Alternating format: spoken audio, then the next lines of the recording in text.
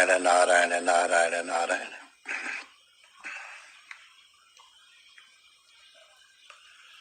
मन एव मनुष्याणां कारणं बंध मोक्षयोः।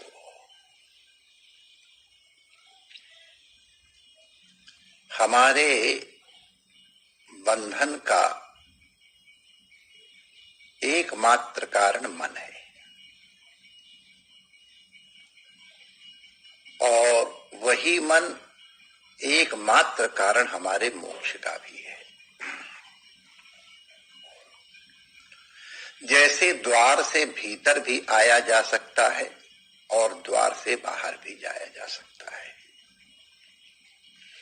हमारे मुंह की दशा, हमारे मुंह की दिशा किस तरफ है, ये निर्णय करता है कि हम अंदर बंद हो रहे हैं कि हम बाहर मुक्त हो रहे हैं।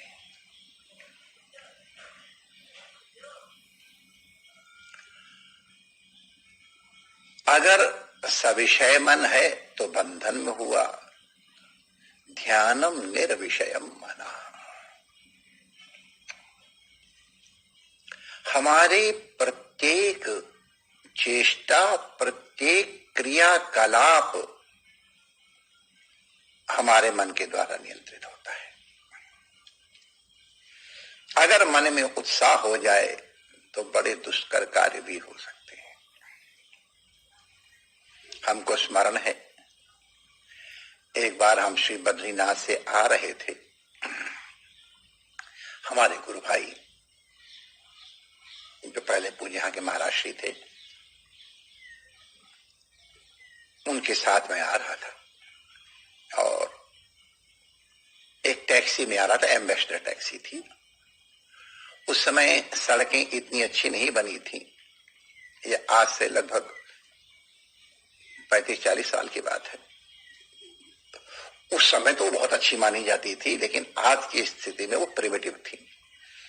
और अगर पानी बरस जाए तो भूस्खलन हो जाए तो मार्ग कई कई दिन के लिए बंद हो जाते थे। हम लोगों ने इसका अनुभव किया है। फिर कहीं साधन आते थे और उनको तो सावधानी ये बरती जाती थी कि जैसे ही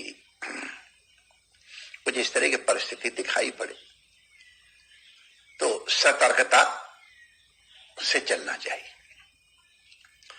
गुरु पूर्णिमा के कारण हमको पूज्य महाराज जी की सेवा में यहाँ आना था, रमण थी, और इसलिए आना आवश्यक था। तो हम लोग एक एम्बेसडर टैक्सी में बैठे और एक सिख भाई उसके ड्राइवर थे, बड़े जॉली, बड़े प्रसन्न वाले।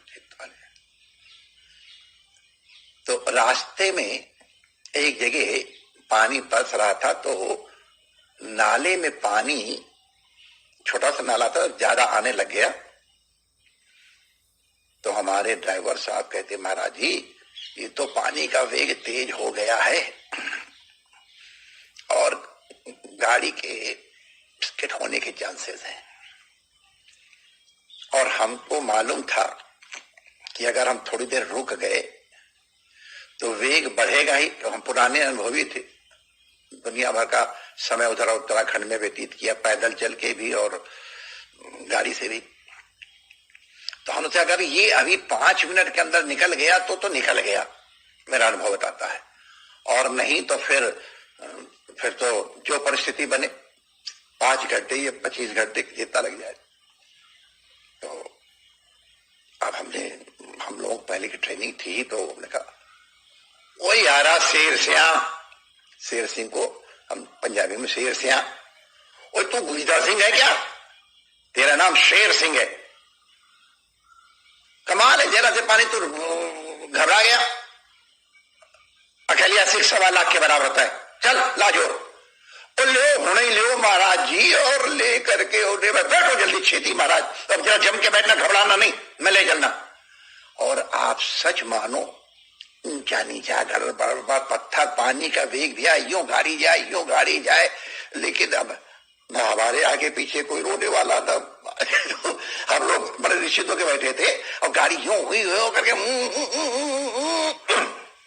उस पार लेके, मैंने कहा वाह भाई शेर सिंह, वाह भाई शेर सिंह। हमारी गाड़ी देखे तो और गाड़ियां भी आ गई। अब विचार करके देखो, वही ड्राइवर जो अभी एक क्षण पहले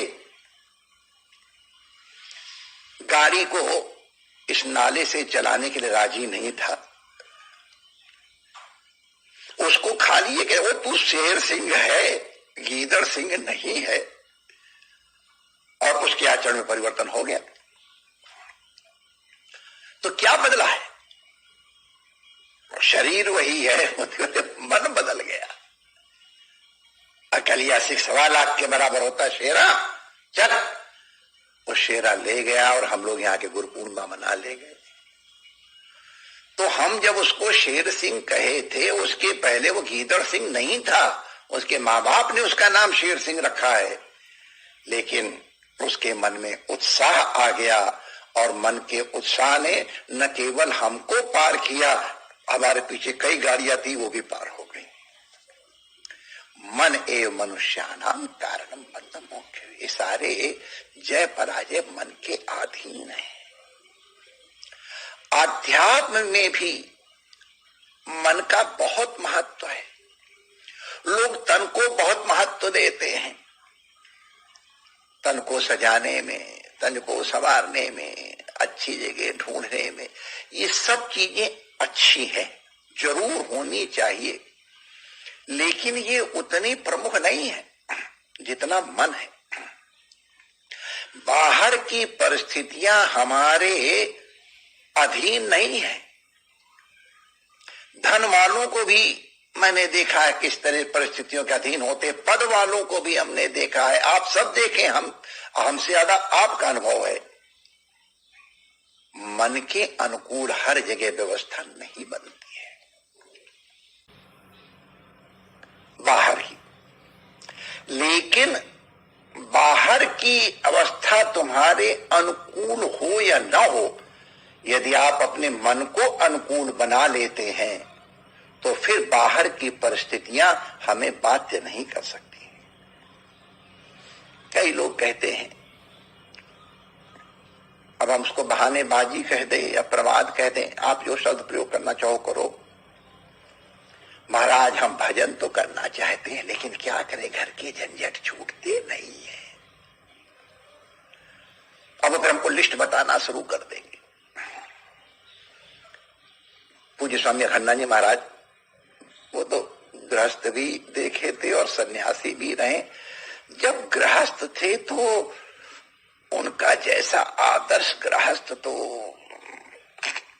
मैंने बहुत विलक्षण था, हम जानते हैं, क्योंकि हम दोनों हमने घर देख रखे, इसलिए कह रहा हूं। घर में भी वो बड़े महापुरुष थे, बड़े बड़े संत लोग उनका आदर करते थे। जब गृहस्थ थे तब की बात कह रहा हूं। और जब सन्यास लिया है तो वो अद्भुत थे ही। जिस तरह से उन्होंने विद्या अर्जित की है विद्वानों के पास, और जिस तरह संतों के साथ रह करके उन्होंने साधना की है प्रत्यक्ष, उसका प्रभाव हम उनके प्रवचनों में और उनके जीवन में देखते हैं। ये हम जानबूझ के इसलिए उनका वर्णन कर रहे हैं, गुणगान, कि उनसे हमको प्रेरणा मिले। गृहस्थ में भी थे तो अनुपम थे, और सन्यास भी उन्होंने अनुपम ढंग से लिया। तो बड़े बड़े व्यवहार कुशल थे, बहुत व्यवहार कुशल, हंसते हंसते ऐसी बातें कह जाएंगे कि बड़े बड़े विद्वान अटके रह जाए। तो एक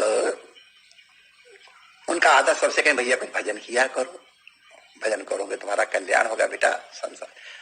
अरे महाराज, हम कोई बहुत दूरी नाला सोपारा या क्या कोई जगह बताई तो वहां रहते हैं महाराज जी, सवेरे उठ के चलते हैं वहां से पकड़ करके, और इसके बाद फिर ट्रेन पकड़ते हैं, ट्रेन पकड़ करके और फिर यहाँ आते हैं। तो फिर अगर बस छूट जाती, माने उसने सारी परिस्थितियां बताई कि हम सोते हुए बच्चों को देख छोड़ के आते और सोते हुए बच्चों जाके मिलते, फुर्सत ही नहीं है।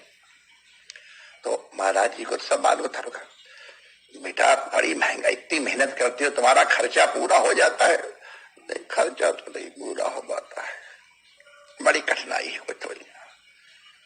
तो महाराज ने कहा ऐसा करें, तुम्हारा कुछ इंतजाम करवा दें,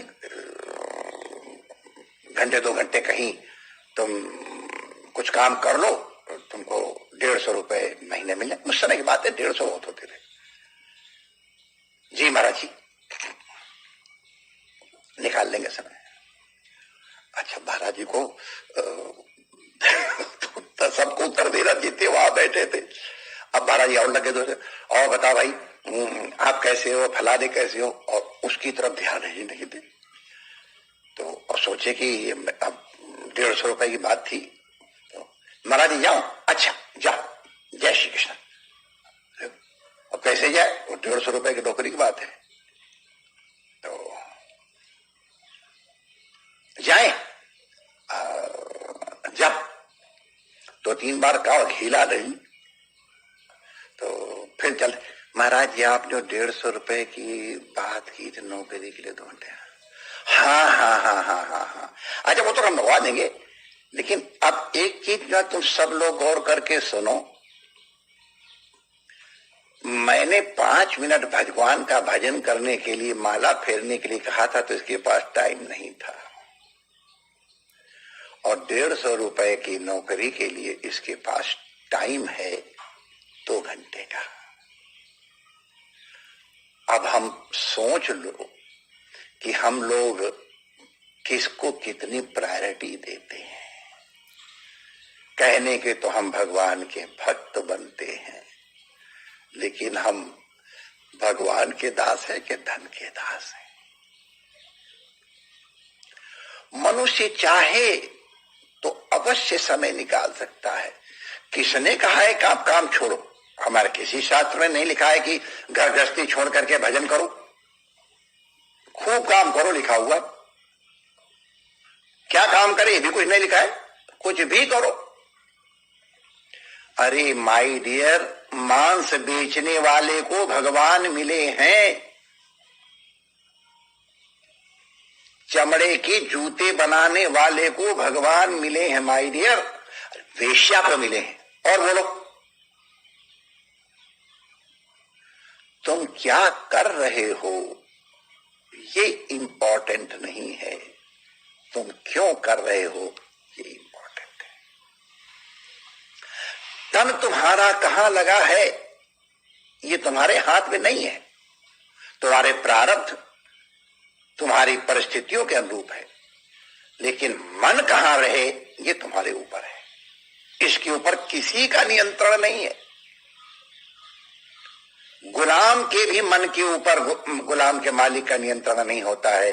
तन के ऊपर नियंत्रण कोई कर ले, लेकिन मन के ऊपर नियंत्रण कोई नहीं कर सकता है।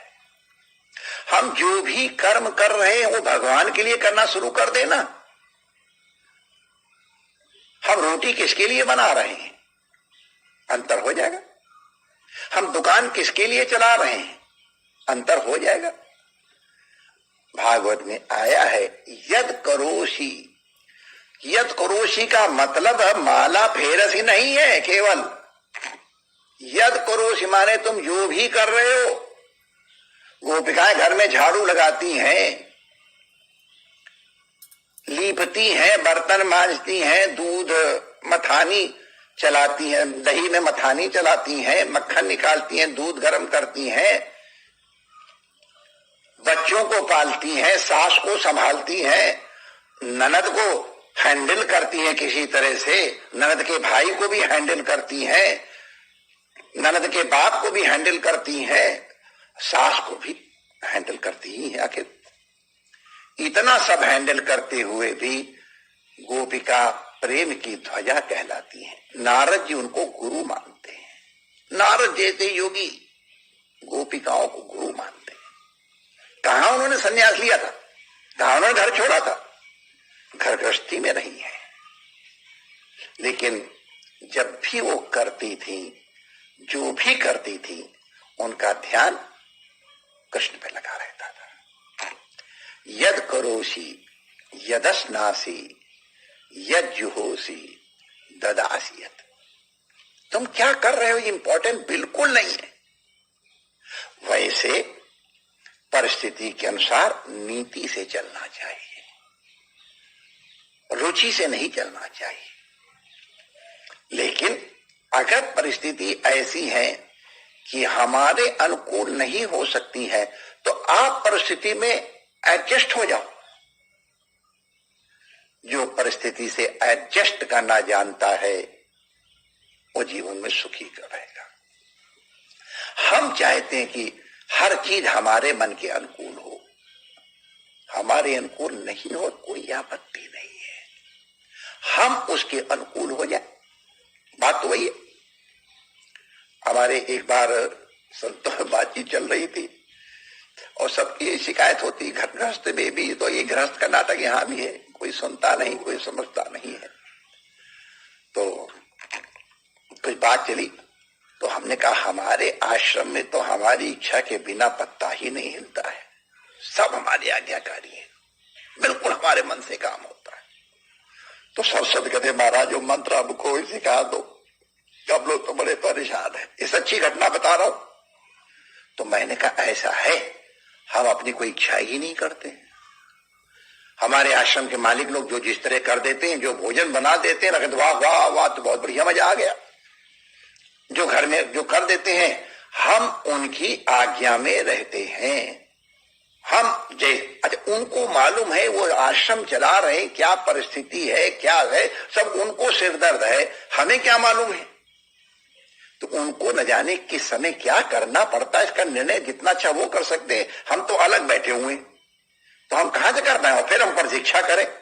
तो हम तो आज्ञाकारी गुरु हैं, जो आज्ञा करते वो कहते पंगत बैठ जाओ, बैठ गए, जो दिया पा लिया, हाथ धुला देते हैं, आराम से हम चले जाते गाड़ी बैठकर मौज में।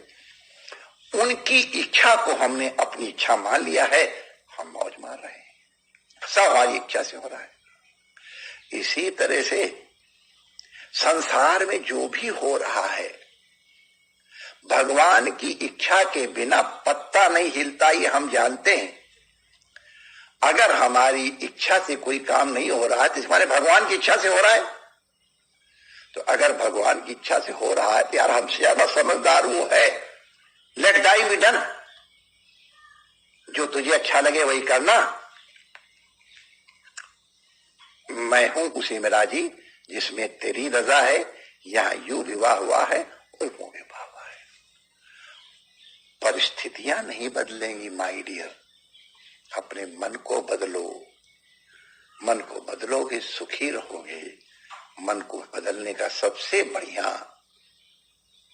उपाय है जिसकी वस्तु तिस आगे रखे, भगवान का दिया हुआ मन है, भगवान को ही अर्पित कर दो। कोई खर्चा नहीं, कोई कुछ नहीं, और बस तेरो नचायो नाचू करने लग जाओगे। विश्वास करो जीवन दुख का प्रवेश होगा ही नहीं। दुख संसार में नहीं है, दुख हमारे में है, हमारा क्रिएशन है, हम ही उनको दूर कर सकते हैं भगवत शरणागत होकर के। जय श्री कृष्ण।